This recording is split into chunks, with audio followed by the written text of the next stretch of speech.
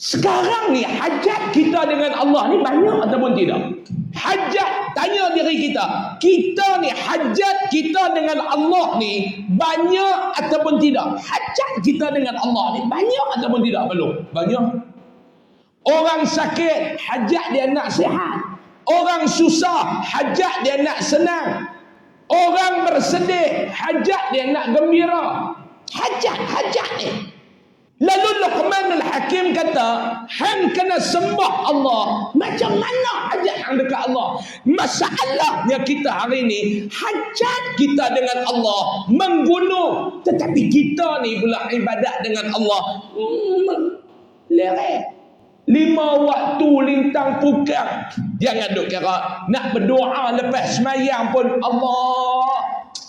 5 minit hang nak tadah tangan nak minta ke Allah.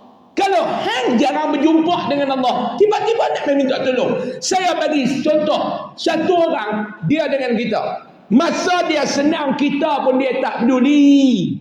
Masa susah nak cari kita. Waktu senang kita pun dia tak peduli. Agak-agak sebagai manusia kita ni nak tolong kawan lagu ni. Sorry. Tapi Allah dia bukan lagu kita.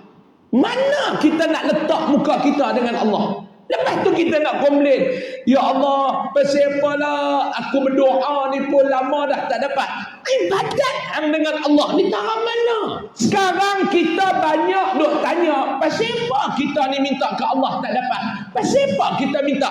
Tak payah duk tanya pasal apa. Lah tanya hang dulu. Hang dengan Allah lagu mana? Hubungan hang dengan Allah ni lagu mana? Jangan duk tanya pasal apa ustaz, pasal apa? Susah baru nak ambil sejadah, baru nak semayang, baru nak doa. Allah bagi senang, Allah tu pun tak tahu hantar dia tak mana.